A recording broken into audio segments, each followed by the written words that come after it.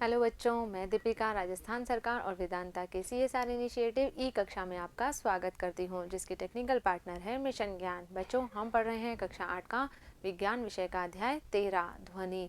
इस पाठ को हमने पिछले वीडियो में पूरा कर लिया था और इस भाग में हम करेंगे इस पाठ के अभ्यास प्रश्न जो कि हमारी पाठ्य पुस्तिका में दिए गए हैं। चलिए बच्चों, शुरू करते हैं। पहला प्रश्न है हमारा कि सही उत्तर चुनिए। बच्चों, यहाँ पर प्रश्न दिया गया है कि ध्वनि संचरित हो सकती है। बच्चों, हमने पढ़ा था कि ध्वनि को संचरित होने के लिए किसी न किसी माध्यम की आवश्यकता होती है।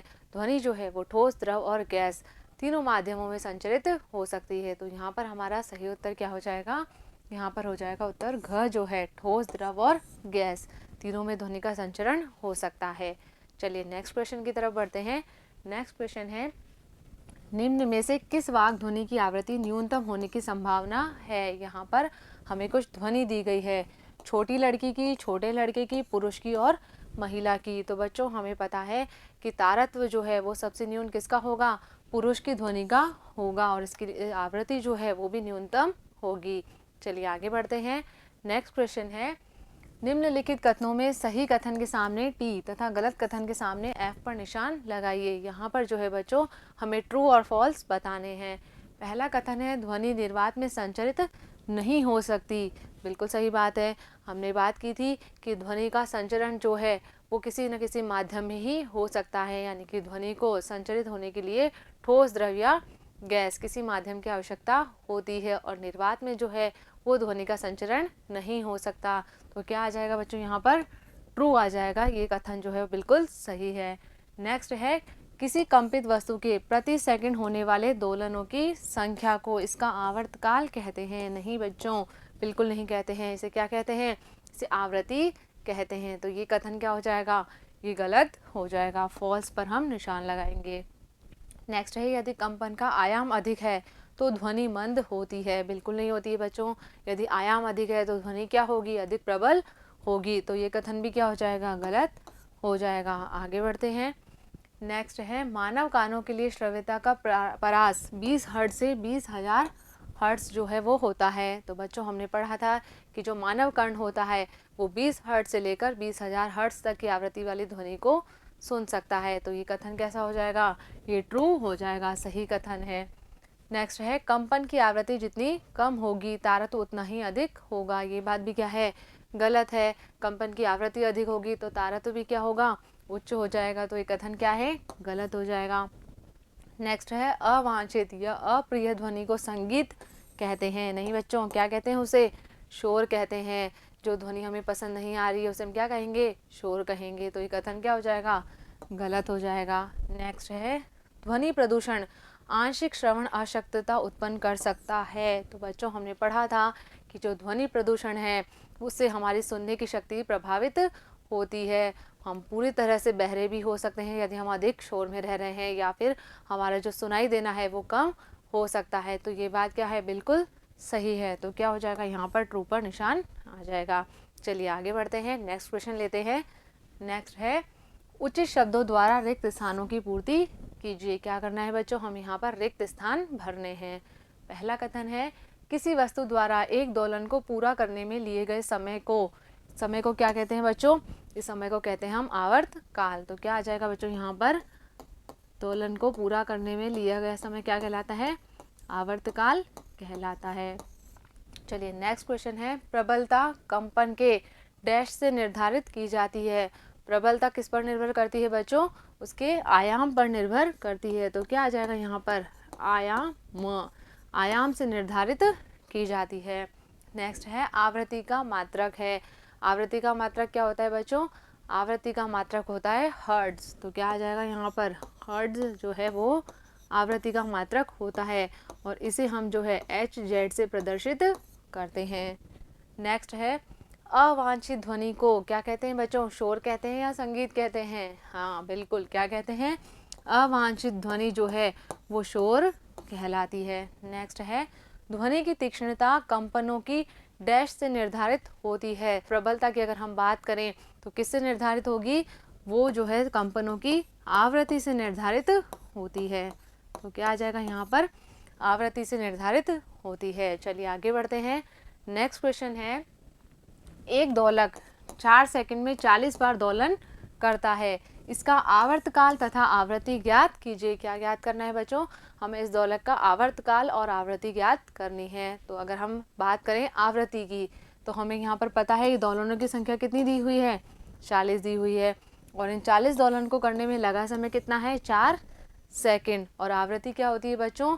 दोलनों की संख्या बटा दोलन में लगा समय। तो हमें यहाँ पर दोनों दिए गए हैं।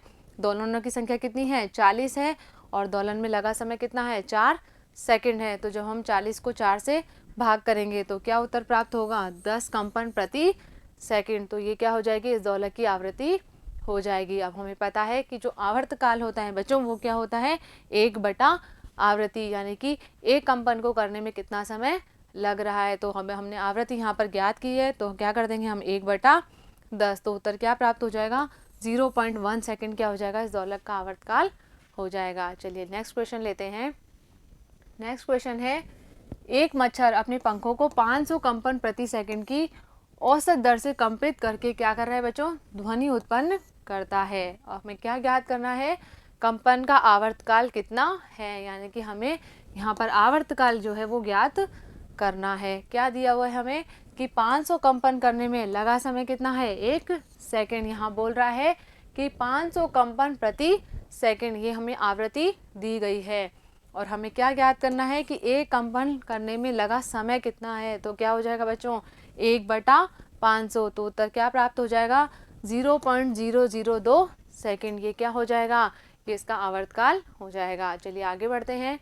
नेक्स्ट क्वेश्चन है, निम्न वाद्य यंत्रों में उस भाग को पहचानिए जो ध्वनि उत्पन्न करने के लिए कंपित होता है। यहाँ पर हमें कुछ वाद्य यंत्र दिए गए हैं और उसमें जो भाग कंपित हो रहा है उसका हमें नाम लिखना है। तो अगर हम बात करें ढोलक की, तो ढोलक के अंदर जो तानित झिल्ली होती है, ऊपर उसमें झिल्ली लगी हुई होती है तनी हुई, उसको जब हम कंपित करते हैं तो आवाज़ उत्पन्न होती है। नेक्स्ट है सितार। तो बच्चों सितार के अंदर क्या कंपित होते हैं, तार जो है उनमें कंपन होता है। अगला है बांसुरी। तो बांसुरी में वायु स्तंभ के कंपन के कारण ध्वनि उत्पन्न होती है। बांसुरी कैसी होती है, एक लंबी जो है वो नलिका के समान होती है, उसमें वायु भरी रहती है, तो वायु स्तंभ जो है उसमें कंपन होता है। चलिए आगे बढ़ते हैं। नेक्स्ट क्वेश्चन है, शोर तथा संगीत में क्या अंतर है?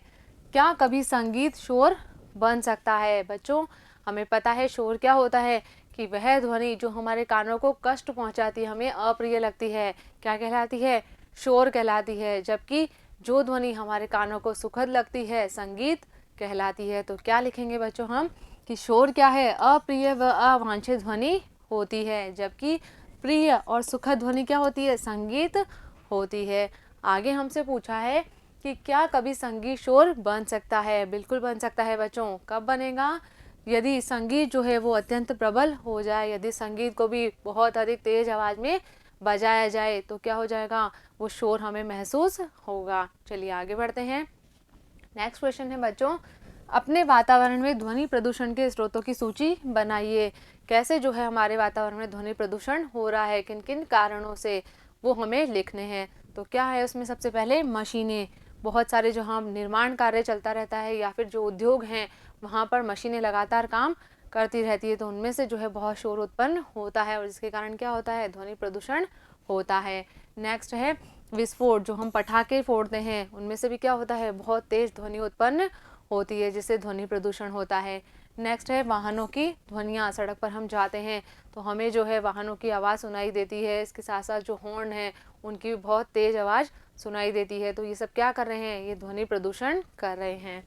नेक्स्ट है लाउड स्पीकर। यदि हम बहुत तेज़ आवाज़ में संगीत बजा रहे हैं, लाउड स्पीकर में उनको बजा रहे हैं, तो भी क्या होगा बच्चों, शोर उत्पन्न होता है। इसके अलावा ऊंची आवाज़ में चलाए गए रेडियो, टीवी आदि, ये भी क्या करते हैं, ध्वनि प्रदूषण करते हैं। यदि हमने जो है ध्वनि की प्रबलता बहुत अधिक रखी है, बहुत तेज़ हम टीवी या रेडियो को बजा रहे हैं, तो इससे भी ध्वनि प्रदूषण होता है। तो ये क्या हो गए, ये हो गए ध्वनि प्रदूषण के कारण। चलिए आगे बढ़ते हैं। नेक्स्ट क्वेश्चन लेते हैं।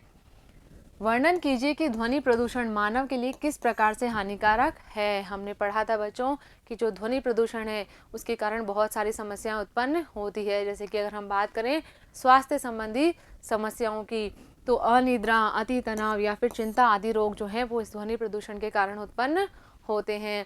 इसी के साथ साथ बच्चों यदि हम लगातार शोर में रह रहे हैं तो क्या होगा, हमारी जो सुनने की क्षमता है वो अस्थायी अथवा स्थायी रूप से कम हो सकती है।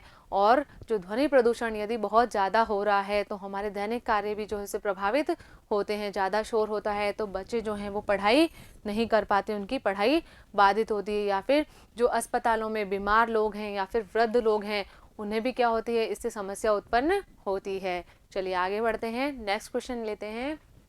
नेक्स्ट क्वेश्चन है, आपके माता पिता एक मकान खरीदना चाहते हैं। उन्हें एक मकान सड़क के किनारे पर तथा दूसरा सड़क से 3 गली छोड़कर देने का प्रस्ताव किया गया है। अब क्या करना है कि आप अपने माता पिता को कौन सा मकान खरीदने का सुझाव देंगे, अपने उत्तर की व्याख्या कीजिए। बच्चों हमें मकान लेना है, एक मकान कहाँ है, सड़क के किनारे है, और दूसरा मकान जो है वो सड़क से 3 गली छोड़कर है। तो कौन सा मकान लेना ज़्यादा सही होगा? तो हम जानते हैं कि जो मकान सड़क के किनारे होगा वहाँ पर क्या होगा, ध्वनि प्रदूषण अधिक होगा, आवाज़ जो है वाहनों की वो अधिक सुनाई देगी। इसी के साथ साथ वहाँ पर वायु प्रदूषण भी अधिक होगा। तो हम जो है सड़क से जो है 3 गली छोड़कर जो मकान है वो लेना अधिक पसंद करेंगे। तो क्या लिख सकते हैं हम इसमें कि हम अपने माता पिता को सड़क से 3 गली छोड़कर बना मकान खरीदने का सुझाव देंगे। क्यों? क्योंकि वहाँ पर क्या होगा, ध्वनि प्रदूषण जो है वो दूसरे मकान के मुकाबले कम होगा। क्योंकि जो सड़क के किनारे मकान बना है वहाँ पर क्या है, वाहनों की ध्वनियाँ ज़्यादा सुनाई देगी। और इसी के साथ साथ क्या हो सकता है, स्वास्थ्य संबंधी तकलीफ़ें भी हमें हो सकती है। और क्या होगा, हमारी सुनने की क्षमता जो है वो भी प्रभावित हो सकती है। और जो सड़क के किनारे बना मकान है वहाँ पर वायु प्रदूषण जो है वो अधिक होगा। इसलिए सड़क से 3 गली छोड़कर जो बना हुआ मकान है वो ही क्या है, उत्तम है। चलिए आगे बढ़ते हैं, नेक्स्ट क्वेश्चन लेते हैं। नेक्स्ट क्वेश्चन है, मानव वाक यंत्र का चित्र बनाइए तथा इसके कार्य की अपने शब्दों में व्याख्या कीजिए। बच्चों हमें क्या करना है, इस तरह से जो है मानव वाक यंत्र का चित्र बनाना है। अब हमें पता है कि क्या हमारा वाक्य यंत्र जो है वो कहाँ पर है, हमारे गले में एक उभार के रूप में स्थित है, जिसे हम क्या कहते हैं, लैरिंक्स या हमारा कंठ कहलाता है ये।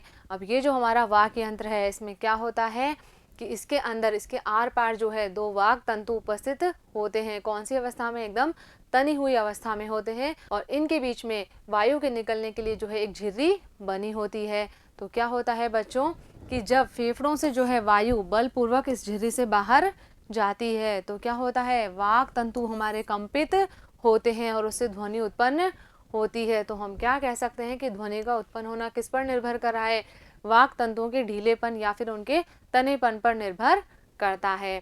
चलिए नेक्स्ट क्वेश्चन लेते हैं। नेक्स्ट क्वेश्चन है, आकाश में तड़ित तथा मेघ गर्जन की घटना एक समय पर तथा हमसे समान दूरी पर घटित होती है। क्या कह रहा है कि जब आकाश में बिजली चमकती है तो जो मेघ गर्जन की आवाज़ आती है वो और जो चमक है वो क्या हो रही है, एक साथ हो रही है और हमसे जो है समान दूरी पर होती है। लेकिन क्या होता है, हमें तड़ित पहले दिखाई देती है तथा मेघ गर्जन जो है वो बाद में सुनाई देता है। क्या आप इसकी व्याख्या कर सकते हैं, ऐसा क्या कारण है कि हमें क्या हो रहा है, पहले बिजली चमकती हुई दिखाई देती है और उसकी आवाज़ जो है वो हमें बाद में सुनाई देती है? ऐसा क्यों होता है बच्चों? ऐसा इसलिए होता है कि ये जो घटना है हमसे समान दूरी पर हो रही है, लेकिन हमें क्या हो रहा है, तड़ित पहले दिखाई देती है और मेघ गर्जन जो है वो बाद में सुनाई देता है। क्यों? क्योंकि प्रकाश की चाल जो है वो ध्वनि की चाल से काफ़ी अधिक होती है। तो प्रकाश जो है वो पहले हमारी आंखों तक पहुंच जाता है और जो ध्वनि है वो माध्यम में थोड़ी धीरे संचरित होती है और फिर हमारे कानों तक पहुंचती है। इसलिए हमें मेघ गर्जन की आवाज़ जो है वो थोड़ा लेट सुनाई देती है। तो बच्चों यहाँ पर हमारे ये अभ्यास प्रश्न कंप्लीट हो गए हैं। मुझे उम्मीद है कि इन प्रश्नों के उत्तरों को आपने अच्छे से समझा होगा और अपनी कॉपी में नोट भी कर लिया होगा। तो बच्चों मिलेंगे हम अगले वीडियो में अगले पार्ट के साथ। तब तक आप पढ़ते रहिए, आगे बढ़ते रहिए। धन्यवाद।